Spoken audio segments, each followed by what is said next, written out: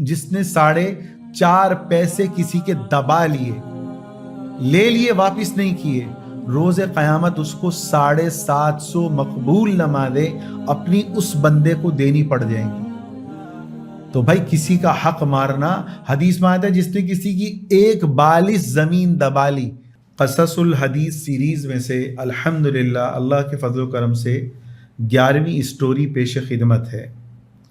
یہ story in لوگوں کے لیے ہے جو قیامت کے دن پہاڑوں کے برابر نیکیاں لے کر آئیں گے مگر جہنم میں ڈال دیے جائیں گے۔ مسلم شریف کی ایک حدیث ہے، آپ صلی اللہ علیہ وسلم کے سامنے صحابہ کا مجمع بیٹھا ہوا ہے۔ پیارے نبی نے سوال کیا کہ مجھے بتاؤ مفلس کون ہے، غریب کون ہے؟ صحابہ نے کہا اللہ کے رسول، جس کے بعد مال و دولت نہ ہو، درہم دینار نہ ہو، سونے چاندی کے اشرفیاں نہ ہو، اور پیارے نبی کی سوچ صلی اللہ علیہ وسلم آخرت کی، میری امت کا مفلس وہ ہے جو قیامت کے دن پہاڑوں کے برابر نیکیاں لے کر آئے گا مگر اس کو جہنم میں ڈال دیا جائے گا۔ صحابہ نے پوچھا اے اللہ کے رسول کیا وہ نماز نہیں پڑھتا ہوگا؟ فرمایا پڑھتا ہوگا۔ کہا کہ کیا وہ زکوٰۃ نہیں دیتا ہوگا؟ فرمایا دیتا ہوگا۔ کیا وہ روزے نہیں رکھتا ہوگا؟ فرمایا رکھتا ہوگا۔ کیا وہ حج نہیں کرتا ہوگا؟ فرمایا کرتا ہوگا۔ وہ سارے نیک اعمال کرتا ہوگا، نیکیوں کی دوڑ لگانے میں آگے ہوگا۔ میں حدیث کا مفہوم عرض کر رہا ہوں، تبھی تو وہ پہاڑوں کے برابر حدیث میں آتا ہے نیکیاں لے کر آئے گا، مگر اللہ کے نبی صلی اللہ علیہ وسلم نے فرمایا اس کو جہنم میں ڈال دیا جائے گا۔ صحابہ نے پوچھا اے اللہ کے رسول اتنی عبادات والا بھی جہنم میں، اس کی کیا وجہ ہے؟ فرمایا کہ اس نے، جس کا مفہوم ہے کہ اس نے لوگوں کا حق مارا ہوگا۔ ایک آئے گا وہ کہے گا کہ اے اللہ کے رسول اس نے مجھے گالی دی، اس آدمی کی نیکیاں جو ہے اس جس کو گالی دی گئی اس کے کھاتے میں ڈال دی جائیں گی۔ دوسرا آئے گا اللہ اس نے مجھ سے قرض لیا واپس نہ کیا، اس کی نیکیاں اٹھا کے ڈال دی گئیں۔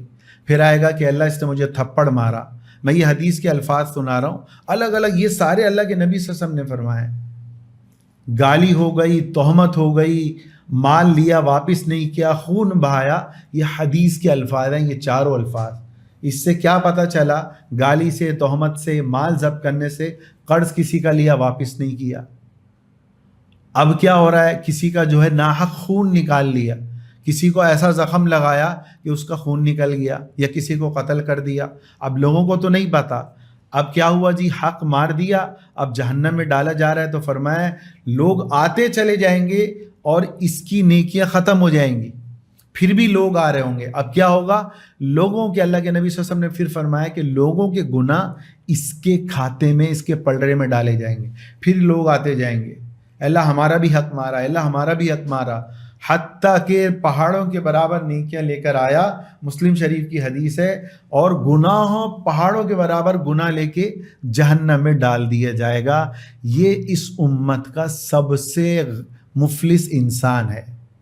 تو بھائی کہیں ہم اپنے گریبان میں جھانکے، حدیث تو ختم ہو گئی، اس واقعے میں کیا عبرت ہے؟ ہم ایسے تو نہیں ہیں کہ آیا کہ ہم نے کسی کا حق مارا ہو۔ ایک اللہ والے انتقال ہوا، پوچھا ما فعل اللہ بکا، خواب میں آئے اللہ نے آپ کے ساتھ کیا معاملہ کیا؟ فرمایا اللہ نے میری مغفرت کر دی، ایک عمل پر میری پکڑ ہو گئی۔ پوچھا کیا؟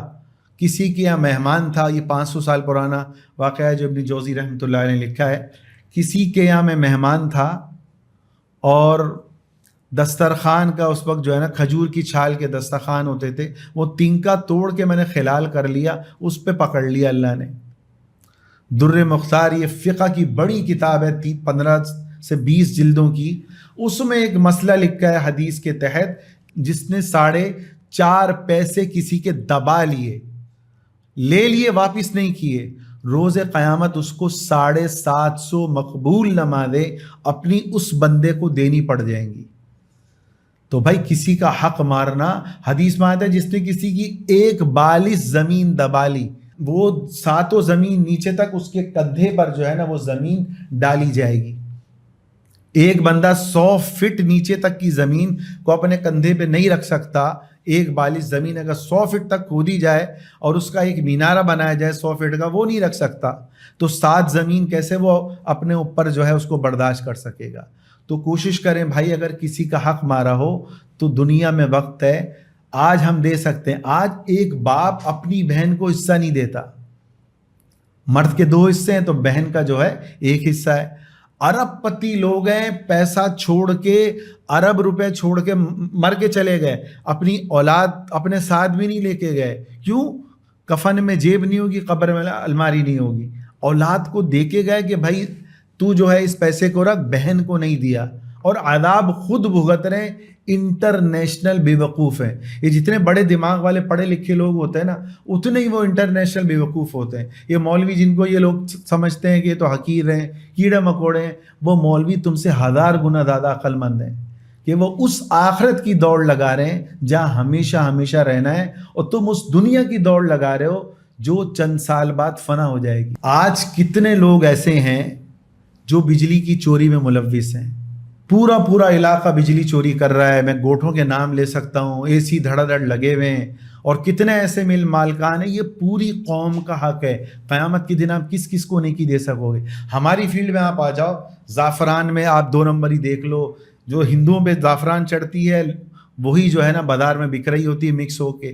سلاجید میں بھی بھر کے لوگ 2 نمبری کر رہے ہیں. مسالے میں جو ہے جو کا چھلکا ملایا جا رہا ہے. دیسی گھی میں جو ہے نارمل گھی ملایا جا رہا ہے. آپ دیکھ لیں جو 2 نمبری کرے گا قیامت کے دن وہ کس کس کو نیکی دے گا؟ بھائی یہ تو اپنی اولاد کے لیے چھوڑ کے جا رہے ہو. بجلی کی چوری لے لیں کہ کتنی کمپنیز جو ہے بجلی کی چوریاں کرتی ہیں. اسی طرح کسی سے مال منگایا، آپ پہ قرض ہوا، اس کا قرض واپس نہیں کیا، اس کو لے لیں. دارالعلوم دیوبند کے اندر ہندوستان میں، یہ دارالعلوم کرنگی اسی کی ایک شاخ ہے، 10,000 طلبہ پڑھتے ہیں. تو دارالعلوم دیوبند کے اندر استاد اگر مدرسے کا قلم استعمال کرتا تو پھر اپنا قلم لا کے رکھ دیتا کہ بھائی یہ مدرسے کا قلم میں نے غلطی سے استعمال کر لیا، اس کی انک مجھے استعمال کرنا جائز نہیں ہے. مہمان آتا تو پنکھا بند کرتے کہ یہ میرے لیے، میرے مہمان کے لیے نہیں ہے. اگر 1 گھنٹہ لیٹ آتے تو اپنی تنخواہ سے وہ پیسے کٹاتے کہ جائز نہیں ہے 2 نمبری کرنا، کہ خاموشی سے آ کے بیٹھ گئے. تو کتنے لوگ جو 2 نمبریاں کر رہے ہیں آخرت میں وہ اپنی نیکیاں کیسے بچا پائیں گے؟ تفسیر روح المعانی یہ تفسیر کی کتاب ہے، اس میں ایک حدیث لکھی ہوئی ہے کہ روز قیامت جو شخص ناپ تول میں ڈنڈی مارتا تھا. اللہ کے نبی صلی اللہ علیہ وسلم غلے والے کے پاس گئے، اوپر سوکھا غلہ تھا، گندم تھا، اور نیچے جو ہے گیلا تھا. تو آپ صلی اللہ علیہ وسلم نے اس کو ہٹا کے کہا کہ گیلے کو اوپر رکھو، عیب دار چیز بتا کر بیچو. تو فرمایا جو ناپ تول میں ڈنڈی مارتا ہے، حدیث میں آتا ہے قیامت کے دن جہنم میں اس کو 2 وادیوں کے بیچ میں جو ہے نا اس کو بٹھایا جائے گا اور ترازو دیا جائے گا اور کہا جائے گا ان دونوں جو پہاڑ ہے نا ان کا وزن ناپو، اور وہ نہیں ناپ سکے گا اس کو عذاب دیا جائے گا. اسی طرح ایک شخص ناپ تول میں ڈنڈی مارتا تھا. مولانا زکریا صاحب رحمۃ اللہ علیہ نے لکھا ہے کہ جب موت آئی تو وہ کہہ رہا تھا 10 روپے 11 روپے، یہ کہتا کہتا مر گیا. تو بھائی جب لوگوں سے اس کے عزیز و اقارب سے پوچھا گیا یہ اس نے ایسا کیوں کیا، تو کہنے لگے کہ یہ ناپ تول میں ڈنڈی مارتا تھا، پیسے گننے کا اس کو بڑا شوق تھا. تو بھائی ہم سب کو دنیا سے جانا ہے.